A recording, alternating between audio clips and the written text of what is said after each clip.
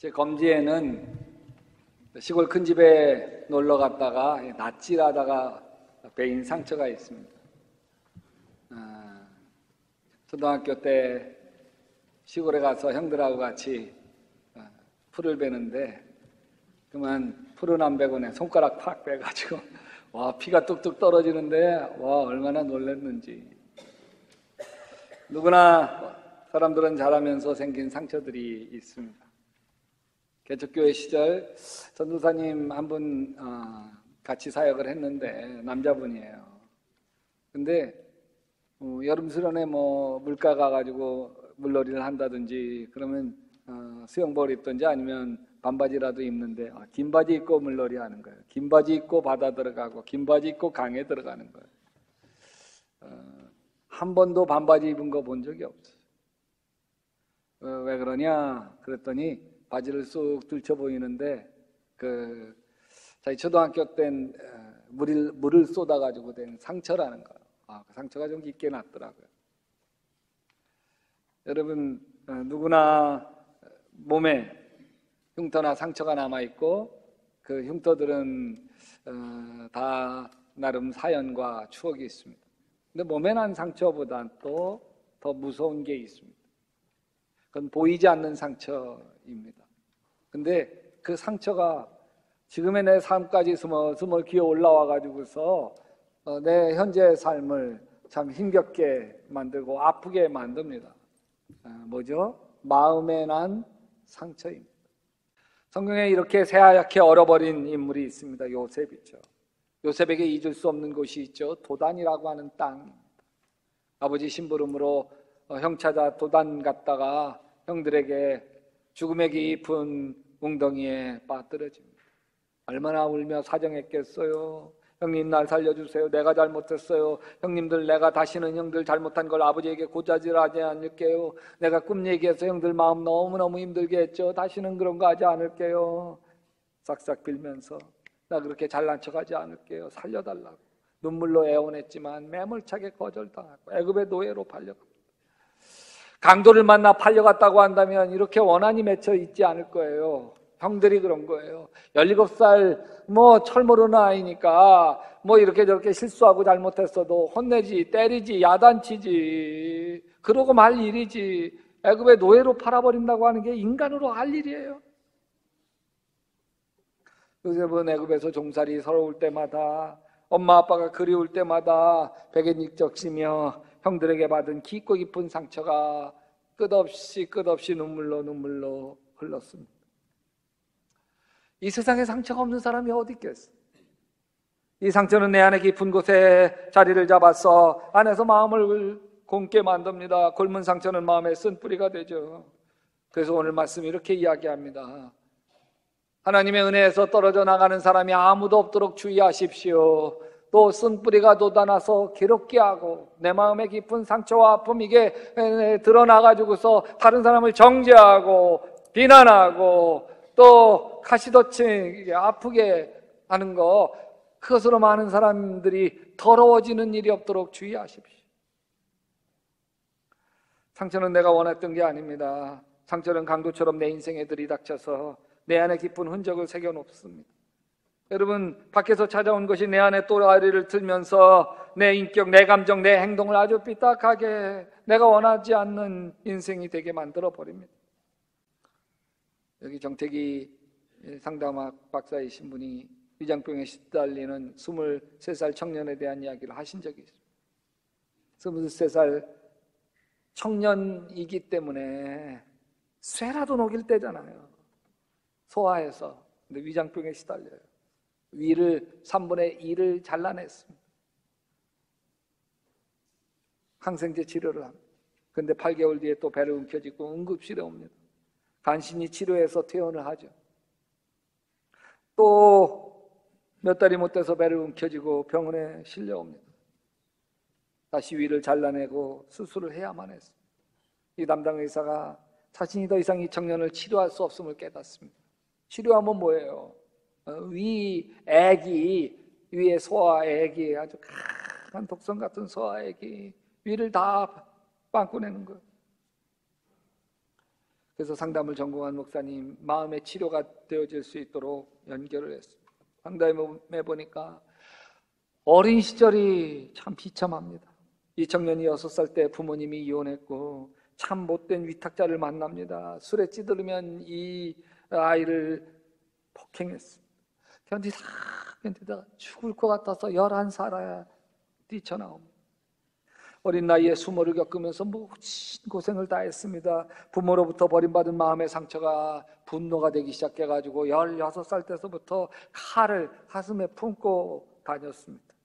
왜? 엄마 아빠 찾아서 만나면 찔러 죽이고 자기도 자살로 인생을 마감하려고 했습니다. 근데 자기를 버리고 이혼한 엄마 아빠 찾을 길이 없었어요. 자신이 버린 엄마 아빠를 미워하고 증오할 때마다 위에서 소화액이 분비됐는데 이게 소화액이 염산과 펩신으로 이루어져 있어요. 염산을 이렇게 분리해내면 살도 다 녹이는 어마어마한 독극물이 됩니다. 아무리 건강한 사람에게도 아주 힘겹게 하는 건데 보통 건강한 사람은 소화액이요 음식을 소화시킬 만큼만 잘 나옵니다. 그런데 누군가를 미워하고 증오하는 순간 이 소화액의 염신과 폐신이 정량의 2~3배가 쏟아져 나온다는 거예요. 위벽을 다 녹이고 태워요. 위를 헐어버리고 맙니다. 그래서 이 청년이 몇 차례 위를 잘라내야만 했습니다. 그러니까 마음의 증오심을 해결하지 않고는 이 청년을 살릴 길이 없는 거예요. 목사님이 형사를 찾아가 이 청년이 엄마 아빠를 찾을 수 있도록 주소를 알아냅니다. 아버지를 찾아가 보니까 아버지는 죽고 없었고 엄마는 산골에서 어렵게 살고 있었어요. 이 청년은 17년 만에 자신을 버렸던 엄마를 찾아갑니다. 엄마는 6살에 버렸던 아들이 나타나자 아들을 붙들고 통곡합니다. 엄마가 미안해. 엄마를 용서해줘. 그런 엄마를 매몰차게 뿌리칩니다. 엄마를 바라보는 아들의 눈에는 살기가 서렸어요. 6살 때부터 학대를 받으며 죽을 것 같이 고통스럽게 살아왔던 것이 분노가 되어 눈에 이글거리기 시작했습니다. 며칠 후 이 아들은 엄마를 노려보기만 했습니다. 이 엄마는 아들에게 할 수 있는 것이 없었습니다. 그냥 하염없이 눈물로 울 뿐입니다. 1주가 지나고 2주가 지나고 3주가 지나면서 이 아들도 마음이 조금씩 응어리가 풀리기 시작을 했습니다. 21일째 되던 날 아침 아들 먹을 밥상을 차려놓고 그 앞에서 하염없이 울기만 하는 엄마를 이 아들이 보는데 내 엄마도 사실 불쌍하구나. 아들이 엄마에게 다가가 꼭 끌어안고 엄마 나도 용서해줘. 내가 이렇게 엄마 죽이려고 칼을 품고 다녔어. 나도 용서해줘. 서로 부둥켜 안고 며칠을 울었습니다. 이렇게 며칠 울고 난 이 청년에게 이상한 변화가 생겼습니다. 아침마다 위가 쓰라리고 아파서 약을 먹어야 했는데 이상하게 위가 아프지 않았습니다. 약을 먹지 않아도 위가 안 아팠습니다. 위액이 정상적으로 나오기 시작했고 완전히 회복되었습니다. 할렐루야. 여러분, 상처가 인생을 망칩니다. 몸도 망치고 관계도 망치고. 왜 그런 줄 아세요? 여러분, 내 마음의 상처는 내가 원하는 대로 내가 되지 못하도록 막아요. 자, 보세요.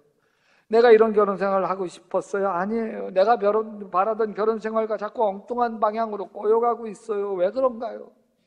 자식을 이렇게 키우고 싶었어요? 아니에요. 잘 키우고 싶었어요. 어느새 자식과 관계가 자꾸 어긋나기만 하고 서로 말만 시작되면 나는 잔소리하게 되고 자식은 반발하고 신경질 내고 서로 이렇게 맞서고 있어요.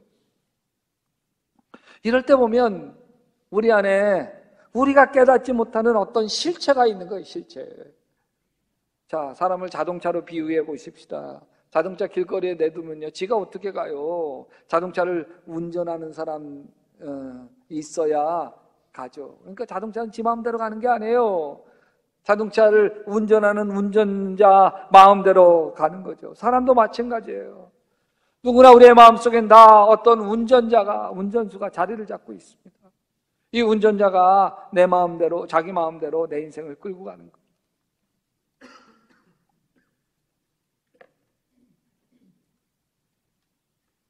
내가 원하는 대로, 내가 바라는 대로 끌고 가지 않아요. 내 안에 있는 운전자가 자기가 원하는 대로 끌고 가요.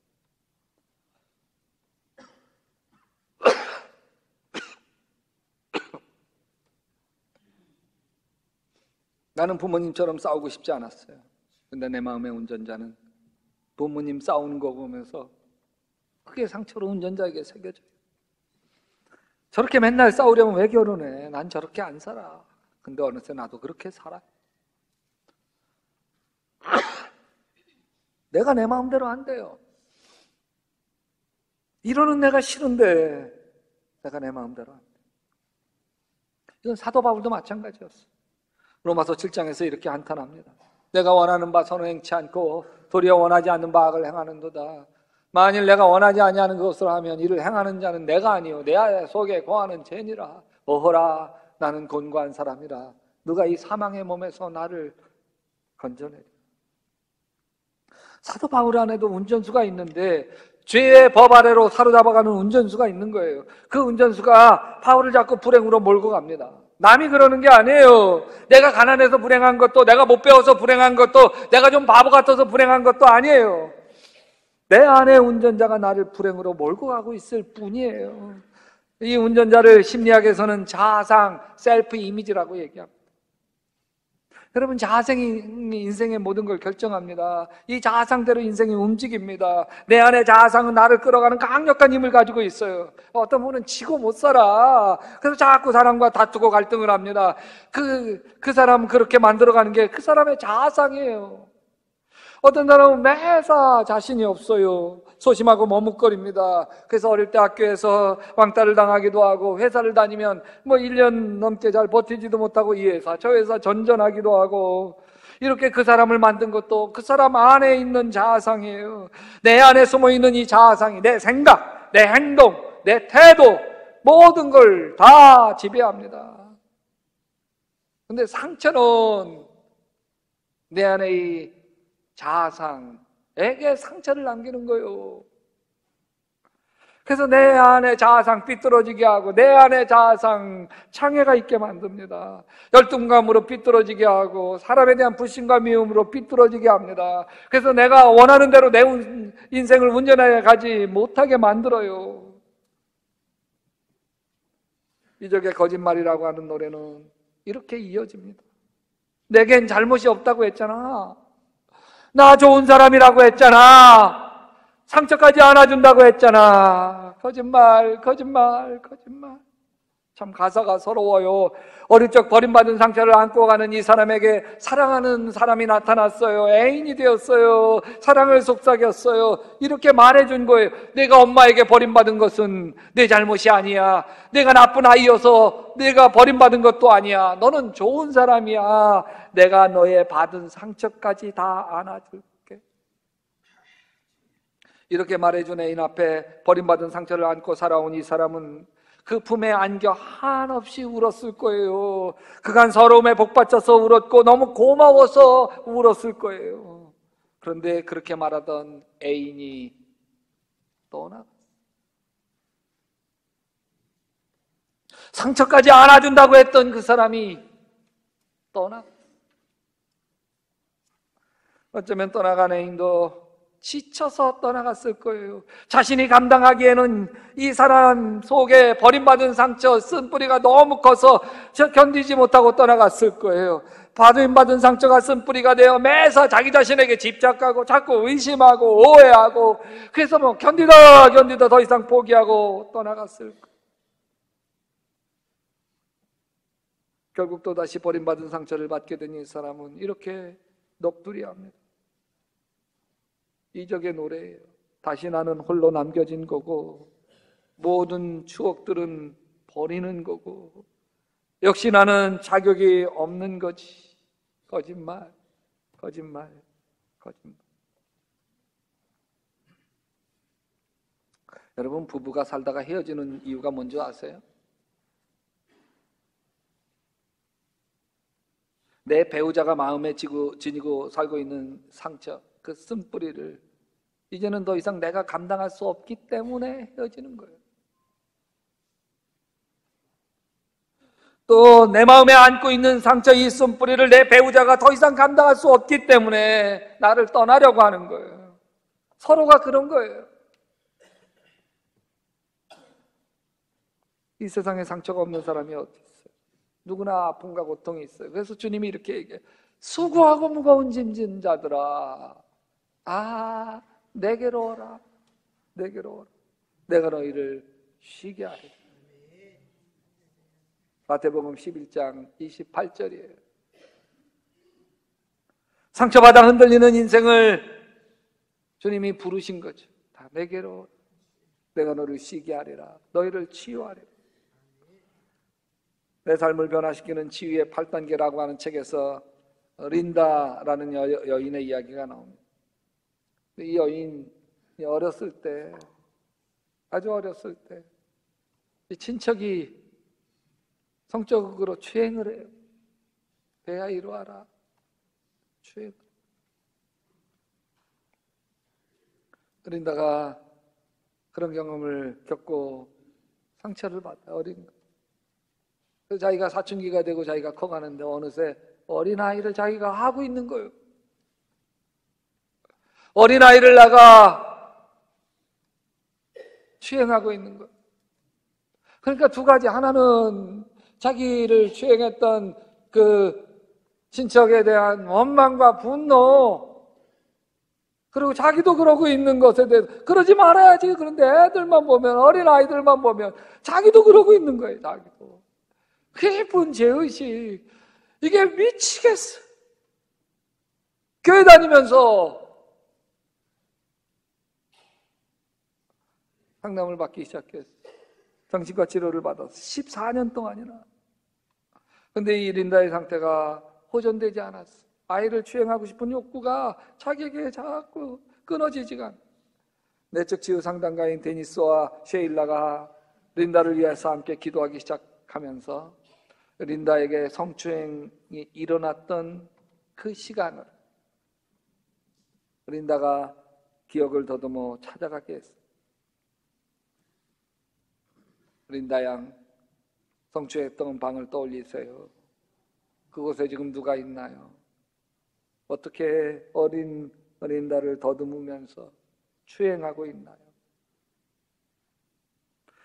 그리고 린다에게 지금 그렇게 추행하고 있던 그 사람을 용서하도록 했어요. 갑자기 린다가 완강하게 거부하는 거예요. 마음에 오히려 분노가 더 일어났어요. 도저히 그 인간이 용서할 수가 없다는 거예요. 그래서 다시 마음속으로 그때 그렇게 괴로워했던 그 어린 린다에게 예수님께서 찾아오시는 걸 마음에 상상하게 했어요. 린다 어린 아이와 함께 있는 예수님이 린다가 일어난 사건에 대해서 린다와 함께 분노하고 계심을 느끼기 시작했어. 마치 예수님이 성전을 더럽힌 데 대해서 성경에서 분노를 터뜨린 것처럼 린다의 몸을 더럽힌 사실에 대해서 린다 마음속에 계신 예수님이 린다와 함께 아주 분노를 터뜨리기 시작했어요. 그리고는 린다는 정신과 치료를 받아온 지 14년 만에 처음으로 울기 시작했어요. 예수님이 자신을 위해 그 인간들에게 그토록 화를 내주신다는 게 아주 후련했어요. 뿐만 아니라 그렇게 자신을 위해서 화내고 있는 예수님 통해서 예수님이 나의 아픔을 진정 같이 아파하시고 같이 울어주시고 그토록 나를 사랑하시는구나. 내가 울 때 예수님도 우셨구나. 내가 분노할 때 예수님도 분노하셨구나. 내가 행복해야 비로소 예수님도 행복하시구나. 이것이 마음속에 깨달아지면서 속에 그 응어리졌던 깊고 깊은 상처가 다 터져올라 눈물로 터져올라왔고 그 뒤 린다는 자신을 학대했던 사람들을 다 용서할 수 있었어요. 또 자신도 어린아이를 추행하려고 하는 그 유혹으로부터 자유로워지기 시작했어요. 여러분, 예수님은 상처를 치유하시는 분입니다. 그래서 이사야서 53장 5절에 그의 찔림은 우리의 허물을 인하며 그의 상함은 우리의 죄악을 인함이라. 그가 징계를 받음으로 우리가 평화를 누리고 그가 채찍에 맞음으로 우리가 나음을 입었도다. 여러분, 교회는 상처를 치유하는 것이, 육신의 질병도 마음의 상처도 치유받는 곳이 교회입니다. 왜? 예수님이 영혼의 치유자이기 때문에. 어떤 때 치유가 일어나나요?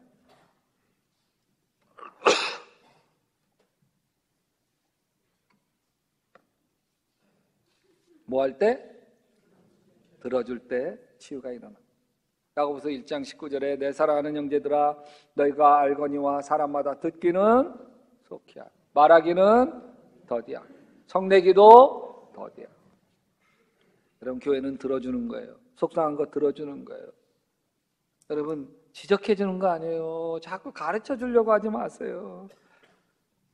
가르쳐 준다고 고쳐지는 게 아니에요.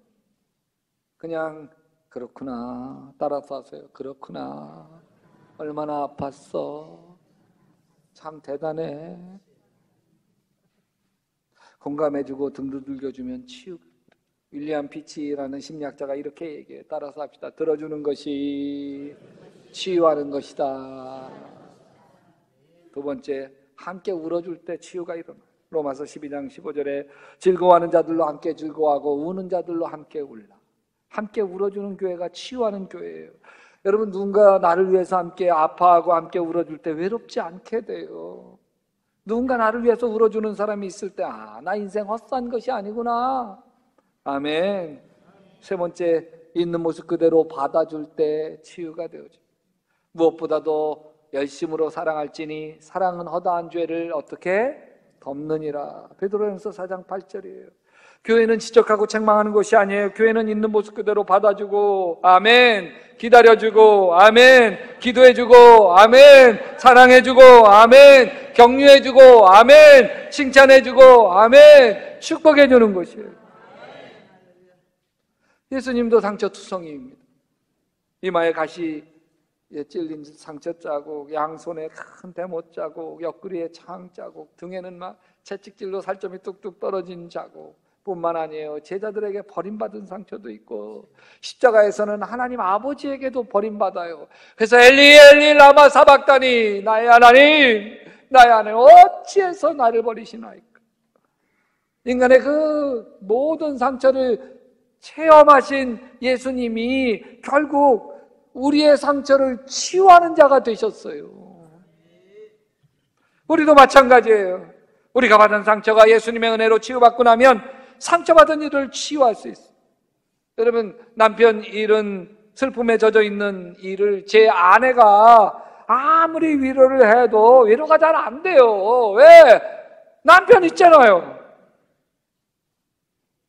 근데 우리 교회 권사님들 중에 남편을 먼저 떠나보내고 홀로 자식을 키우며 믿음으로 살아오신 권사님이 다가가서 함께 울어주고 등 두들겨 주면 얼마나 위로가 되겠어. 처지가 같으니까. 상처가 없는 사람이 어디 있습니까? 근데 상처로 인해 절망하고 파멸해가는 사람이 있는가 하면 그 상처를 딛고 상처 때문에 성숙하고 상처 때문에 새로운 사명을 발견하고 상처로 인해서 누군가를 위로하고 치유하는 사람이 있습니다. 예수님 때문에 말이죠. 여러분, 예쁘고 영롱한 진주의 시작은 아주 작은 모래알인 거 아십니까? 아주 보드러운 조개살에 모래가 들어가면 그게 쓸리고 아파서 상처가 되죠. 조개는 상처 주는 모래를 감싸고 아파서 감싸는 거예요. 그러더니 진주가 되어버렸어요. 참 아름다운 말이 있어.